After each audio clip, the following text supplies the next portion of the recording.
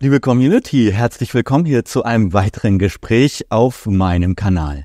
Ja, heute freue ich mich, euch einen wirklich außergewöhnlichen Gast vorstellen zu dürfen. Und zwar haben wir hier heute im Zuge der Frankfurter Buchmesse im Westend Verlag, etwas außerhalb von Frankfurt, zusammengefunden. Dort wurde am gestrigen Tage sein Buch vorgestellt, das er Anfang des Jahres auf Französisch veröffentlicht hat. Es trägt, ich kann das einmal hier in die Kamera halten, es trägt den Titel Der Westen im Niedergang, Ökonomie, Kultur und Religion im freien Fall. Es ist, wie gesagt, Anfang des Jahres auf Französisch erschienen und wurde nun vom Westend Verlag ins Deutsche übersetzt. Und heute werde ich mit Emmanuel Todd, dem französischen Historiker und Anthropologen, dieses Gespräch führen. Wir werden allerdings auf Englisch kommunizieren, da er bekanntermaßen Franzose ist, aber glücklicherweise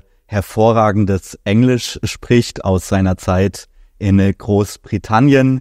Und ich werde aber auch im Nachgang des Gespräches dann die Untertitel erstellen, sodass ihr auch das Gespräch mit deutschen Untertiteln dann verfolgen könnt. Ja, jetzt wünsche ich euch ganz viel Spaß beim Interview. I welcome the French historian and anthropologist Emmanuel Todd. Bonjour, Monsieur Todd. Bonjour. Monsieur Todd, merci beaucoup pour votre temps. On va le faire l'interview en anglais parce que mon français c'est pas nul, mais c'est moi je trouve votre français très bien. Merci.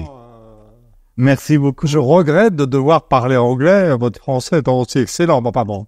La prochaine fois, on va le faire l'interview en français. Promis. But now we get back to English. So I'll have to speak English. You have to speak. You can also switch a bit between the two languages. Yeah. But rather in English, I think it's also for the audience easier to follow. So we are meeting today beside the Frankfurt book fair, at which your new book was presented by the Westend Verlag. It was already published at the beginning of the year in France, Le Défait de l'Occident, the defeat of the West. And today we want to talk about your ideas and why the West is in decline. But before we start, a few sentences to you. You are maybe one of the best-known historians and anthropologists in France. You studied at the famous University of Paris-Sorbonne history and anthropology, and you completed your PhD at the University of Cambridge in UK. You then conducted research at the Institut National d'Études Démographiques in Paris on questions of demography, family structures, religion, and education. Then for around 7 years, you were a literary critic for the French famous newspaper Le Monde. And you published at that time, probably so far, your most famous book, La Chute finale. It's a pity. That was my first book. I was 25 I'm very proud and a little sad when people quote first this book because I've written so many other books. Exactly. You have written so many other books as well about the American Empire, about Charlie Hebdo, but it's you're mainly famous for this book. Yes, but more generally, I'm famous for these political essays. See, because I've spent most of my life writing very thick books on family systems, on the connection between general history and family systems, book of 500, 700 pages, which are less well known.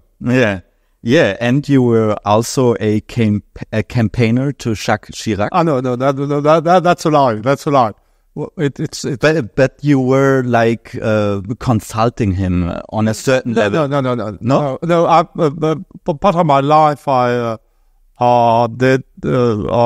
was explaining election results in various newspapers, and and I had to write a short essay on some European election, and as a joke at the end, the time the left was very low in the polls, and I ended as a joke that saying that we must be ready to imagine Chirac turning into a left-wing man.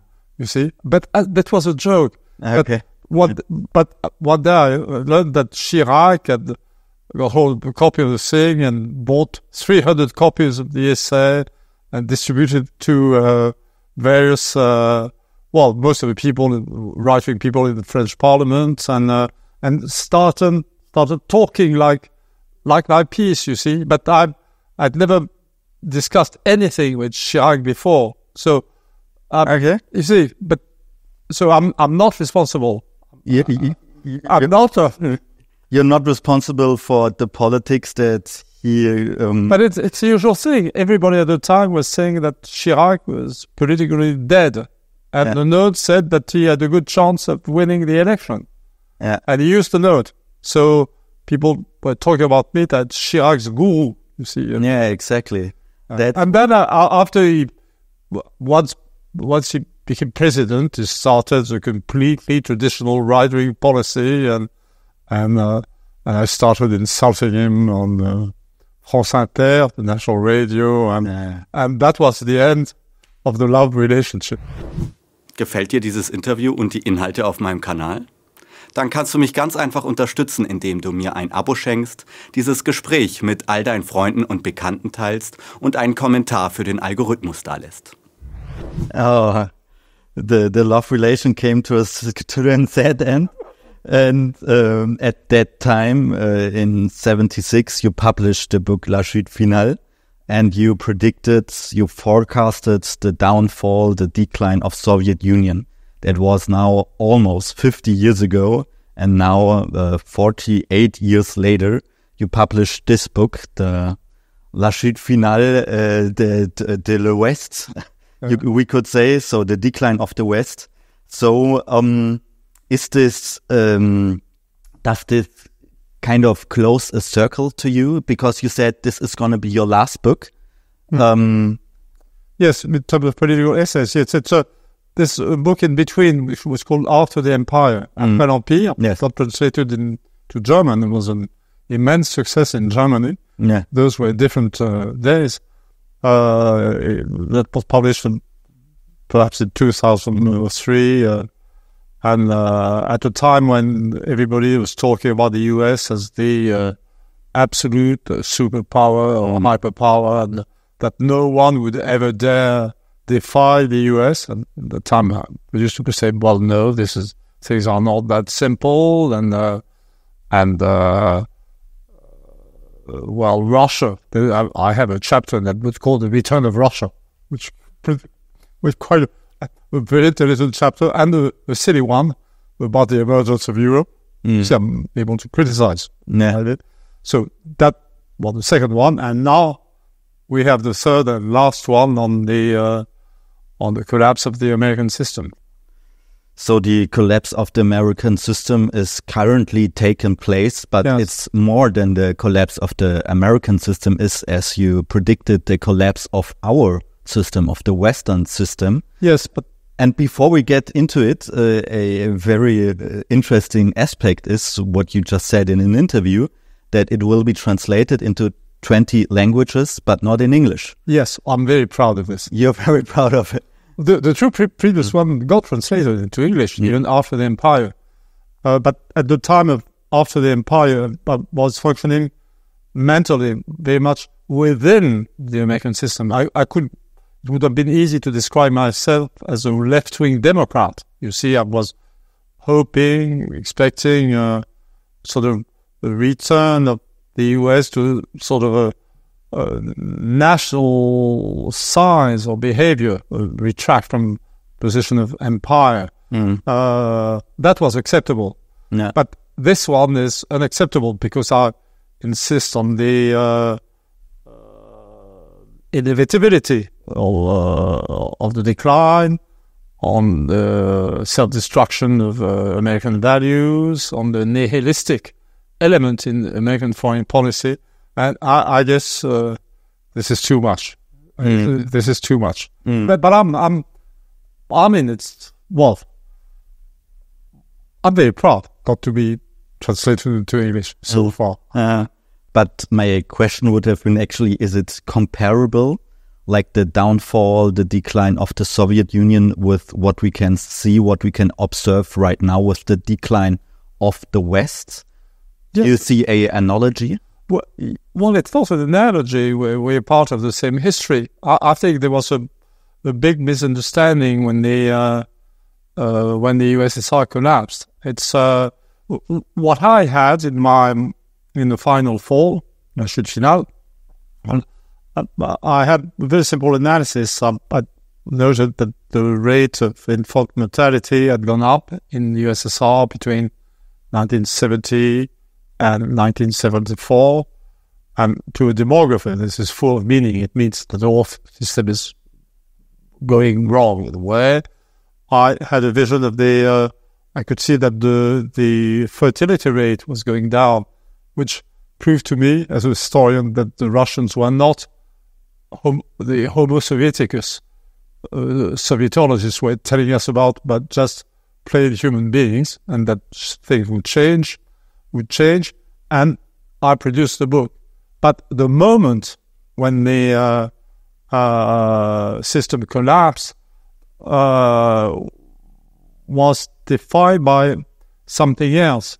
I think it's the communism was very much the product of a very simple educational situation. That's when everybody can read and write, and the elite is very small, and you have you had a specifically Russian type of democratic feeling, and then you have the rise of higher education, the new stratification of society. Communism appears too simple. You got new educated middle classes, and the system collapses. This happened just before the fall, the actual fall of communism in the USSR. But we already had similar problems in the West. If you look at the movement of education in the US, you will see that while the stage of stratification had been reached earlier, in 1965, and as early as 1965, you can observe a decline in the proportion of students per age group, a decline in educational levels, and then you can follow the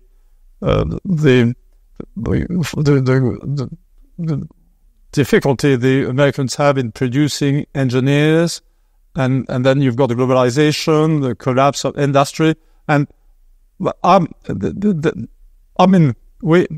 was all a big misunderstanding, the collapse of the Soviet Union, because the fact is that the decline of the West started, or the decline of the US started in the middle 1960s. Mm-hmm. Only the collapse of the Soviet Union gave the wrong impression of a victory for the US. And so what we've been living through in history is a very strange situation in which the West starts expanding into Eastern Europe with NATO as a spearhead and so on, because the Soviet Union collapsed, and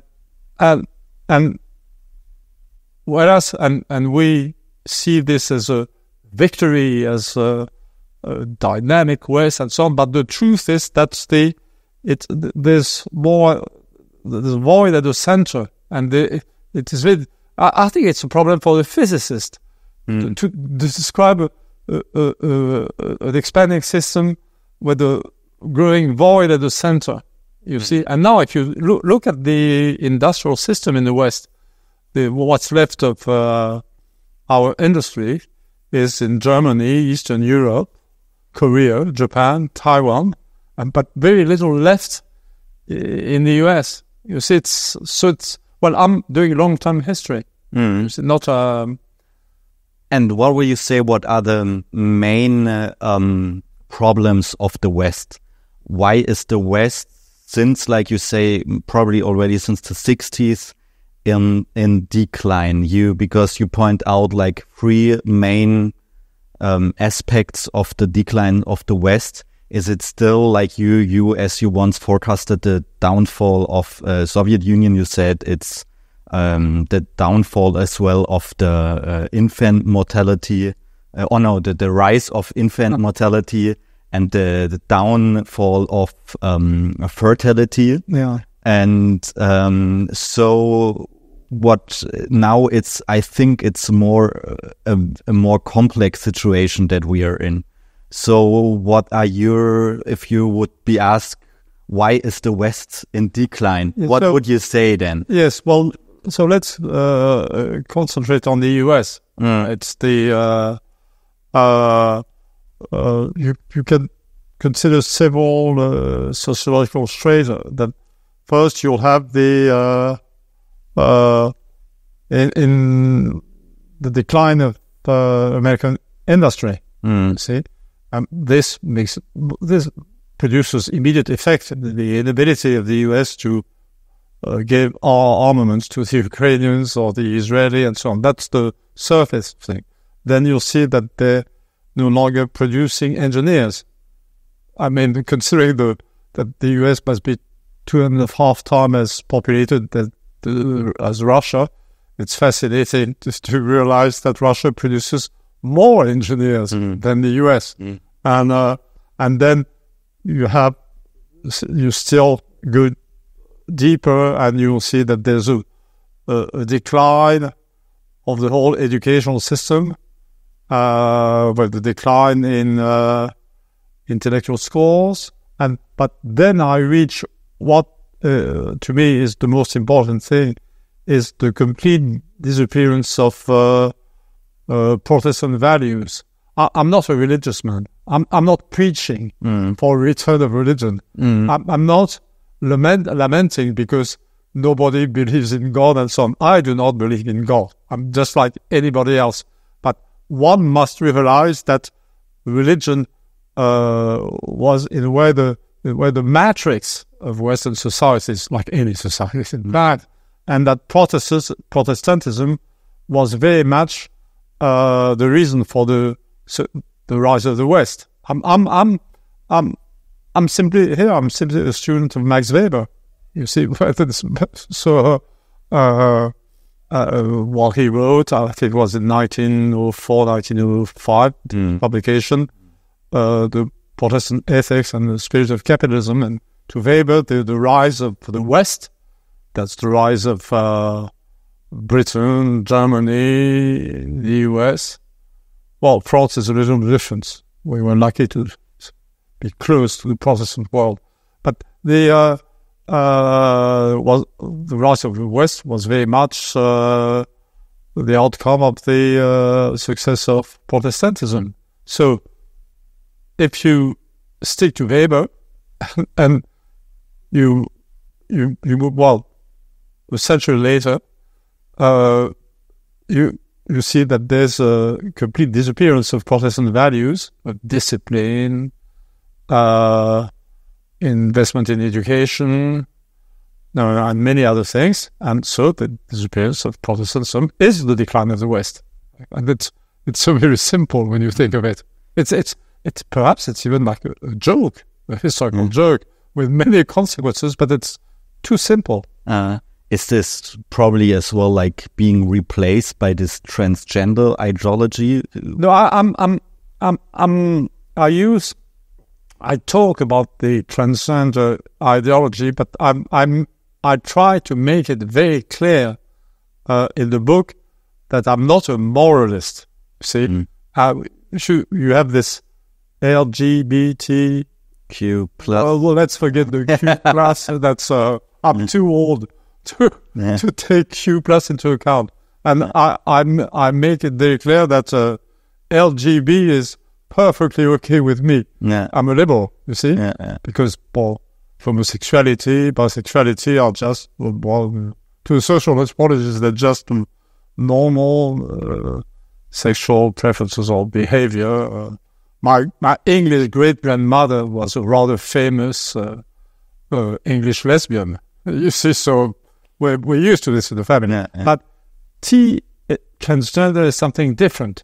It's the notion that you can turn a man into a woman into a man, and that's nihilism, because this is simply isn't true. Yeah. You see, and people who think the man who thinks he's a woman is perfectly entitled to do so, in my view, and must be protected against aggression and so on. But having the whole upper middle classes in the West taking the transgender thing not seriously, but as a goal or something important, that's Something religious as well? Hmm? Something religious? well, perhaps it's their religion. To me, it's a religion of nothingness. It is nihilism. But I take it basically as an indicator of things. You see, when you study history and trends, and you must be able to. There are certainly many other indicators of nihilism, like the concept of endless war, or also. But the transgender thing is interesting, I think, because it's simple, and it's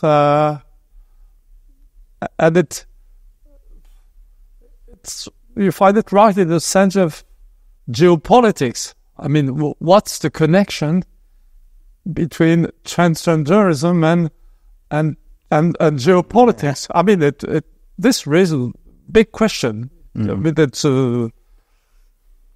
this is where we can also talk about a bit later. But before, I would like to focus on where we are right now, because we are in Germany, and this is the book being published in German.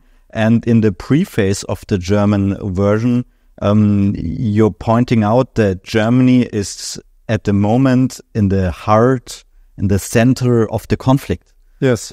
In Ukraine and in the in geopolitics. And you said, I think it was in an interview with Berliner Zeitung, that actually Europe is waiting for Berlin, for Germany to end the war in Ukraine. So, and now we are, I think, after 2.5 years of war in Ukraine, in a very interesting situation, because everyone is now talking about peace as well in the West. And that didn't take place for the last 2.5 years. And now our Chancellor, German Chancellor Scholz wanted to organize a peace conference, including Russia. What would be also the first time that Russia would be part of a Western peace conference. And now my question is, because you're actually writing in the book that Germany is playing this key role in this conflict, but Russia was, as Scholz was planning a call with Russian President Putin, they declined the call. Dmitry Peskov, the Kremlin spokesperson, he said there is no common ground. There are no common issues to be talked about. So, but you're saying we could end the war, and Russia is saying there's actually no common ground. There's nothing to be talked about. So how credible is Germany's attempt to establish peace at the current moment? No, it's in the book I must be very precise. To me, the German edition of the book is even more important than the French. Okay. I'm not quite sure if they will have the same success, but it's more important because, in a way, I think the Americans started this thing in Ukraine to separate Russia from Germany. I mean, it's what you read American geopoliticians, you immediately see that preventing a good relationship between Russia and Germany is, I would say, a rational goal, because if we have such a cooperation, which would be the natural state of things. And we were moving in that direction with the Nord Stream before it got exploded, you see. By whom? By the Americans. By the Americans. Mm. Well, why? I'm a historian. I mean, a historian 2100 have the data. People would say, well, we're not quite sure. Well, it's completely obvious you don't have a specific data. But we're so mad that we've had people, since the beginning of the war, we've got stories about the Russians destroying or trying to destroy the nuclear power station they controlled, pipelines they built and controlled. You see, so it's completely obvious. And, well, until now, American policy has been a great success. I mean, we have Germany and Russia are supposed to be in opposite camps and so on. So that's the situation. Of course, once the Ukrainian have collapsed, NATO will have proven capable of supporting the Ukrainians.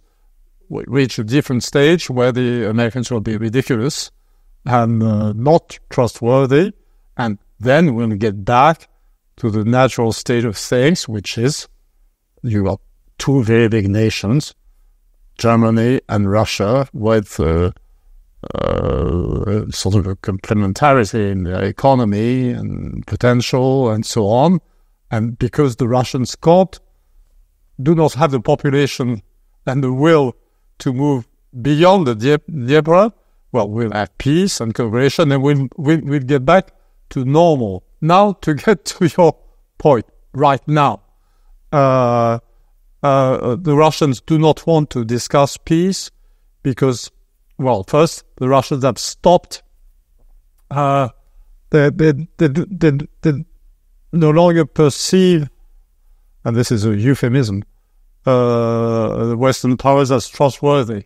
I mean, to them, signing bits of papers and treaties, since the Minsk agreement got destroyed by the Westerners themselves, since the nuclear treaty with Iran got sort of negated by the Americans, the Russians no longer interested in bits of paper signed by Westerners. So they're not interested that they had the notion that Scholz and Putin, but they're not. So this is what I've added in the German introduction to the book. I try to imagine what the Russians want to do now. You see, they are winning the war. The Ukrainian army is about to collapse. The Kiev regime will collapse. And because for the Russians, I mean, this has been a difficult war for them. From their point of view, it was imposed on them, you see, and they do not want to have a second one after this. So they want to get strategic geographical results. So I said they will have to go to the Dnieper. They will have to go to Odessa to make sure that Sebastopol is safe. They will have probably want to establish a puppet regime in Kiev. And then there'll be a discussion. There won't be a discussion. It makes no difference. They'll have peace and so on. So they're not interested in discussing things at this very moment. Of course, what I say is not what Putin says. You see, people always say that I'm a Putin agent. I'm a Kremlin agent. But perhaps in my book, I am giving my instructions to Putin. But probably he was already reading your book. And will it be published in Russian as well? It's already published. It is already published in Russian, yeah. I tell you, all languages but English. But English, yeah, exactly. But then again, the question, if you're saying the Russians have no more interests in the Western is no more trustworthy for Russia, how would it be possible then for Germany to end the war, as you said in the interview with Berliner Zeitung? It's very simple. Now we have one big problem. This is a turning point. This is a very dangerous moment. Because, if we do not add new armaments, new dangerous things to the situation, we'll have a Russian victory and things will stop. But accepting defeat is difficult. It's, of course, difficult for the West in general, but it's even more difficult for the Americans, because accepting defeat, in my view, would very quickly lead to disintegration of NATO, especially as when people realize that NATO is important, and also completely useless. Because that we don't need NATO. As soon as we will realize that the Russians are not interested in invading Europe, and we have no need for protection, then we'll realize that NATO is not here to protect us, but to control us, which applies extremely well to NATO in Germany.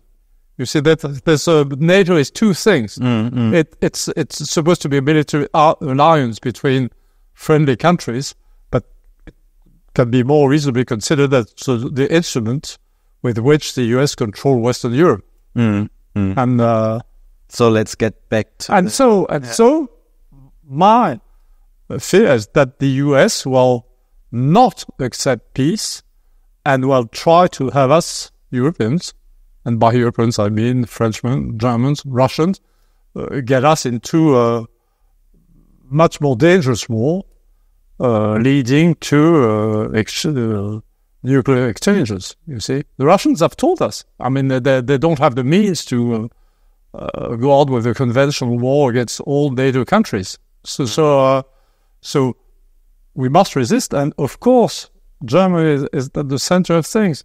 But it's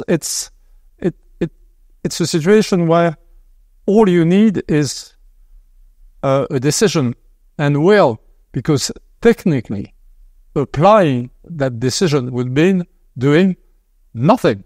It's just considering that the game is over and we move on. You see. But the game isn't over in Washington, because there is still a big theater going on. The next president will probably be Donald Trump. But you said as well in the book and in interviews that the West is no more a democracy, that we are no more sovereign nations, as we probably had been before. And so you are also saying that elections are just a comedy show. And they're a complete yes. You said referring in France, if you were being asked if Macron or Le Pen, you said it's actually a comedy show, and it doesn't really matter who becomes the next French president. So how do you come to the, let's say, a very controversial conclusion that the West is no longer a democracy and that Germany, France, the USA are no sovereign countries or nations? So, there are nuances, but let's start with the US. Okay. The boss. The boss. The boss. Democracy is not simply institutions, not simply voting rights or the freedom of the press. There's a spirit of democracy mentalities, and I think the democratic age corresponded to a social situation when everybody could read and write, and where very few people had reached the stage of higher education. The development of higher education led to a situation where perhaps 30-40% of an age group would reach this stage, higher education, and the higher educated started functioning as a whole, as a group, being able to despise the bottom of society and to live among themselves. And that's the background for the emergence of what I call oligarchy, and a liberal oligarchy. In the case of the US, you've got several oligarchs. You've got Trumpist oligarchs like Musk or Peter Thiel or others, and you've got Democrat oligarchs, and including Hollywood actresses and rock stars.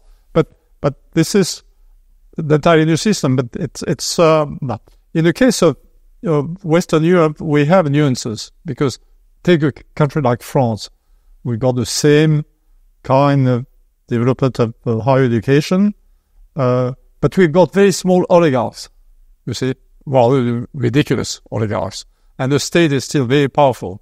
So what we have is a predominance of a new type of social class. It's people moving between the state and the banks, what I call in French aristocratie stato-financière. Doesn't sound very nice. It always sounds nice. State financial aristocracy, you see. Germany and Italy are, I think, less advanced in the way of development of oligarchy. You preserved your industry.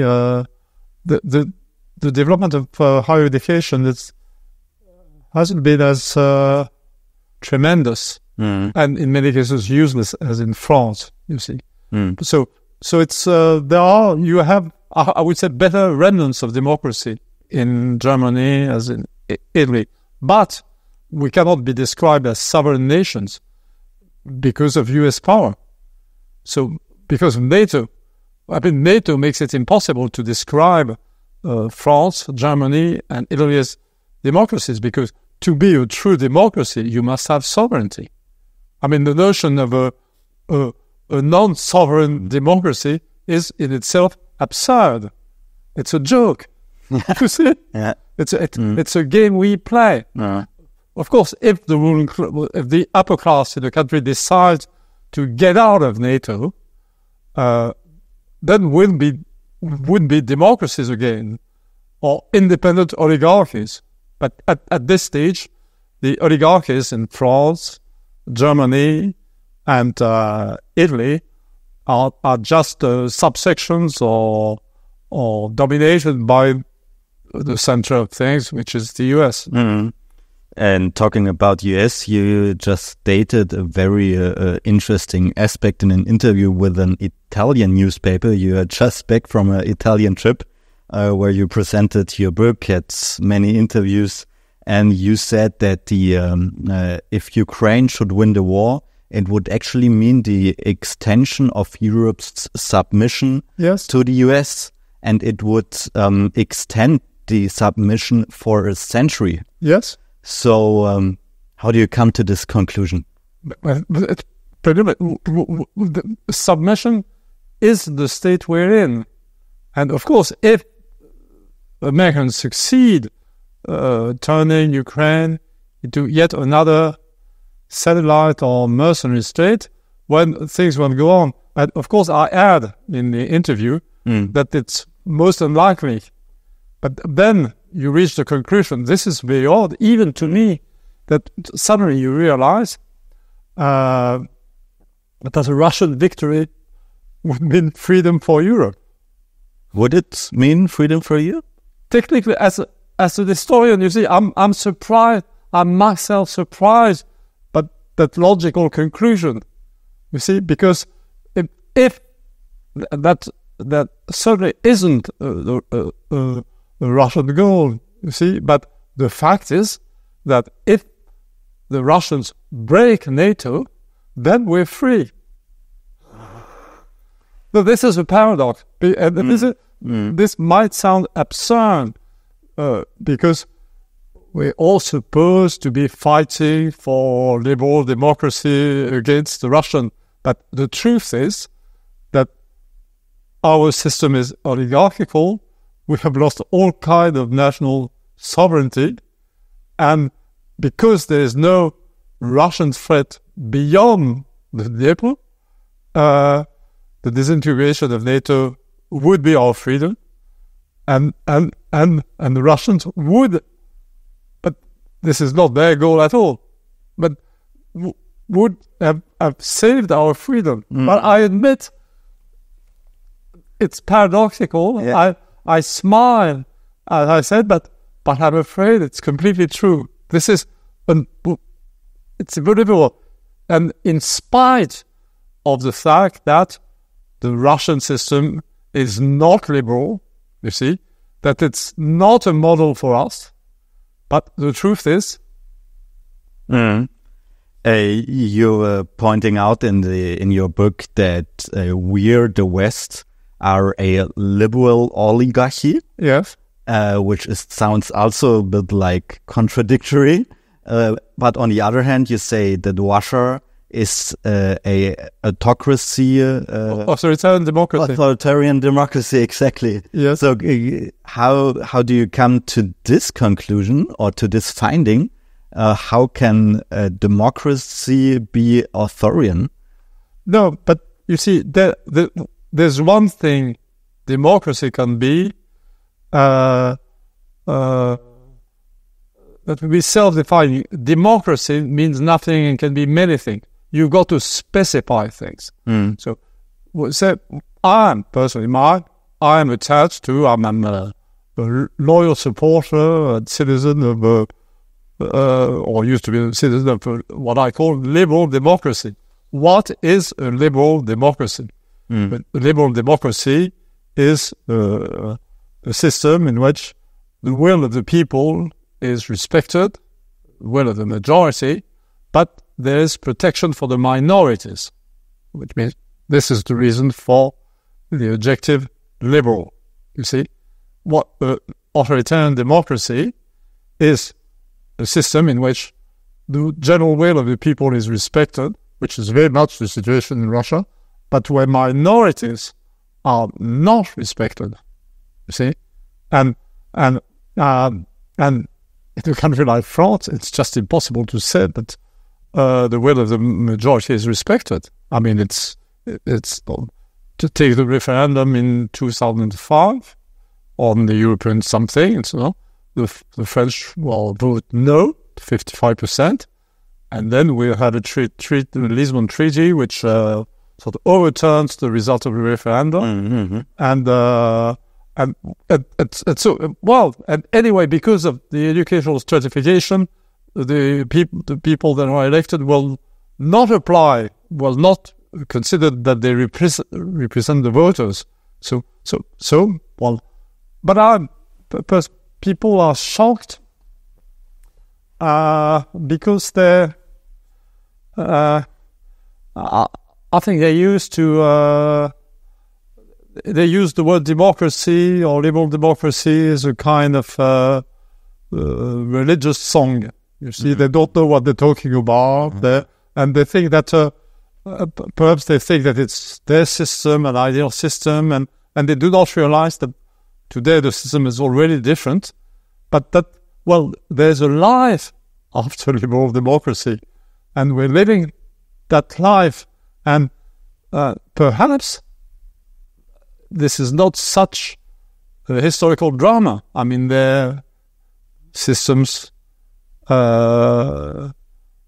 develop, then die, history goes on, you see, and we've reached that stage. Yeah, absolutely. And let's also get to another very interesting topic in your book, because you say you're a demographer. So demography is playing a very important role in your findings. And you're saying firstly, you're saying that Russia is not able to expand beyond its current borders because they're getting too old, because they have a problem with their demography. And you're saying like actually the same about China, being asked if China could be the next world power. Even worse, or China. Yeah, and everyone says so, everyone's saying China's going to be the nenext world power, and you're saying no? No sane demographer would say this. Yeah. Well, can you maybe explain your conclusion why China is not going to be the next world power? Because the fertility rate is extremely low in China. It's even lower in South Korea, or Taiwan and China must be very close, but they say between 1.1 and 1.1 child per woman and 1.3. And the demographers have to describe the East have the concept of very low fertility. And this means that China's population has already started decreasing, that it's aging at a rapid pace, and that there's already a contraction of the labor force and so on. But, well, you must be careful at this stage because, of course, this means that there's no Chinese threat. I mean, speculating on a new world controlled by China is complete nonsense. The truth is there's no very strong power left anywhere, so there's no risk for anybody. But there, the Chinese are, as you said, a workshop of the world. So you can also consider that it's an important part of our working class that is shrinking. And that this means that everything will be more difficult to obtain,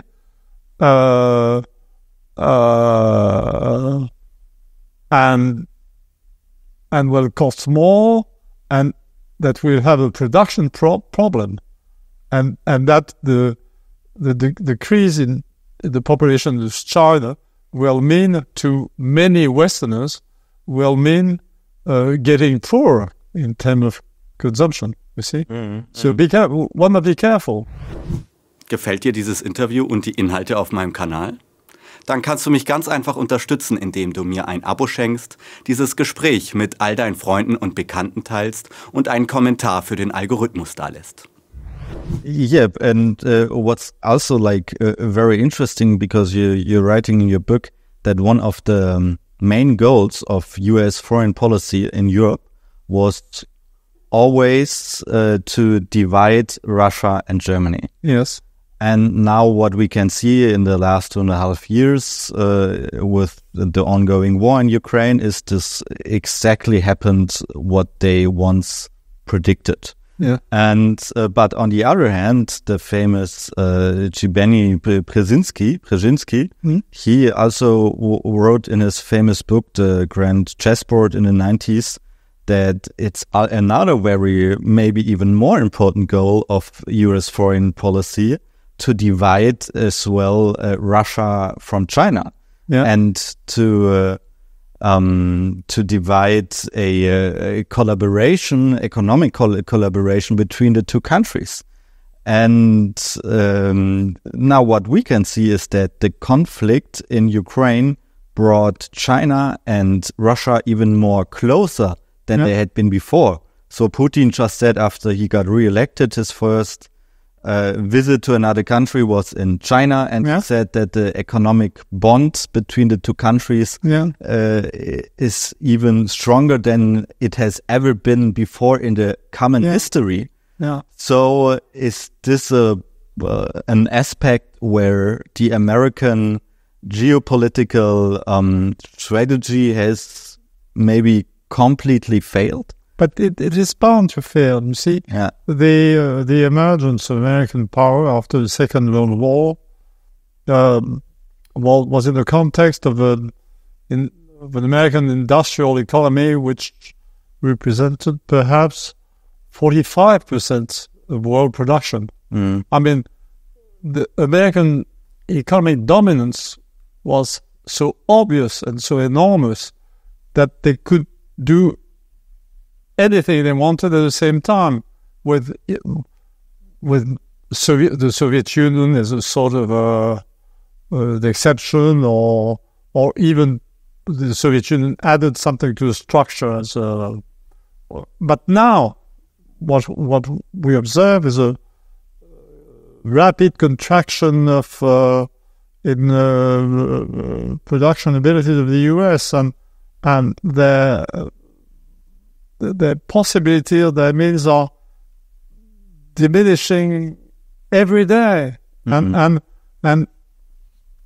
well, games they could play in the 60s or the 70s, they can no longer play. They're trying, but in the end, anything they will do will accelerate rather than slow their decline. And I think we've reached a point where anything they do will make the situation worse for them. Now, what they should have been doing in the past 5 years is stop and stop moving, hoping. You see. Do you think so? Now that what we'll observe is a succession of disasters. Yeah, absolutely. And the main question, in my point of view, is if they will get China into probably the same trap as they did with Ukraine in Taiwan. So they are trying to provoke once more a conflict. Yes. And, many geopolitical experts are saying as soon as Trump, who hates China even more than Joe Biden, will probably become the next president, a war between China and Taiwan is even more possible than right now.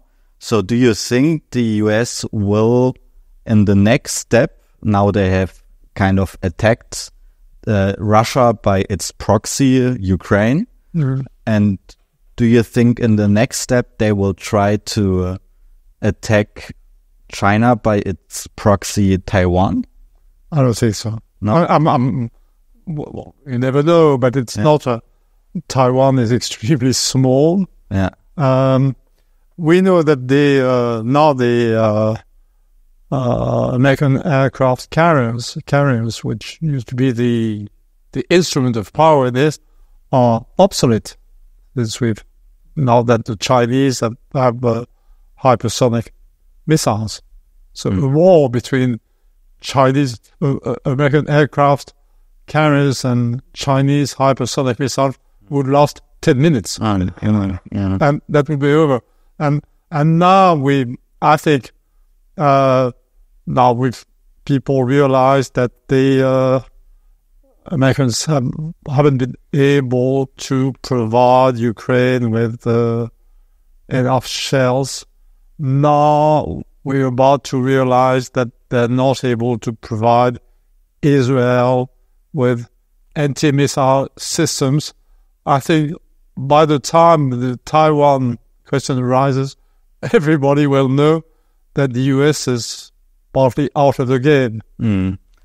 So probably one last question for you before you can then head back to Paris, to your home country.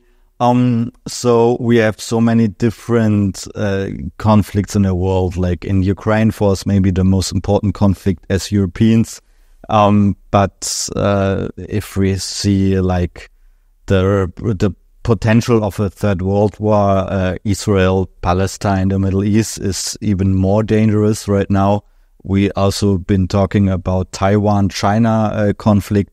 So if you are writing on the decline of the West, where will it take place? Middle East, Taiwan, China, or Ukraine? Or will it be a complex mix between those three? I have no idea. Yeah. No idea. There'll be a moment when people will realize that people will be fed up with all these games, and perhaps one day people will realize that basically all the conditions for peace is possible in Eurasia, but that the US must get out of Eurasia.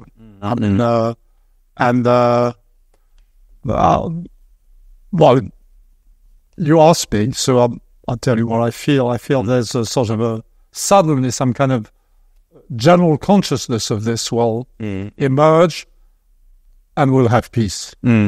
So one last question that just came into my mind, because you said you're being treated in France, in your home, in a certain way as an enemy, and now you're getting back to your home country. So how has it changed the last few years, and how does it feel being treated as an, let's say, as an opponent in your own?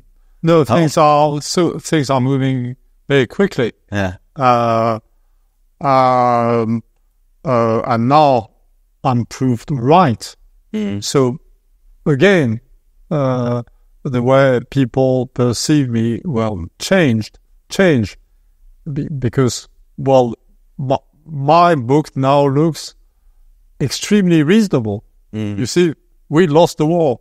And I got a phone call from an attaché de presse in Paris telling me that the book had just been selected as one of the 100 best books in the year in France. So I think I make jokes about myself. I'm a son of the establishment. My grandfather, Paul Nizar, was a famous communist intellectual. My father, Olivier Todd, a great journalist at the Nouvel Observateur. And when I say I was born into the Paris establishment, I will die a member of the Paris establishment. That's a great end of this interview, and maybe you will also see the decline of the West taking part in those huge cities such as Paris or here in Frankfurt. We will see what it brings. And we said the next interview will be in French then. Yes. If your forecasts are then taking place or becoming reality. So, Monsieur Todd, merci beaucoup pour votre temps et à la prochaine. Merci à vous. Merci beaucoup et à la prochaine. Ja, und auch vielen Dank an euch, liebe Community, dass ihr heute wieder mit dabei wart. Ich hoffe, euch hat das Interview gefallen. Ihr konntet auch, denke ich, den ein oder anderen spannenden Ansatz von Herrn Todd hier aus dem Gespräch mitnehmen. Jetzt wünsche auch ich euch alles Gute, wo auch immer ihr gerade seid, wo auch immer ihr gerade dieses Interview anschaut, und bis zum nächsten Gespräch hier auf meinem Kanal. Ciao.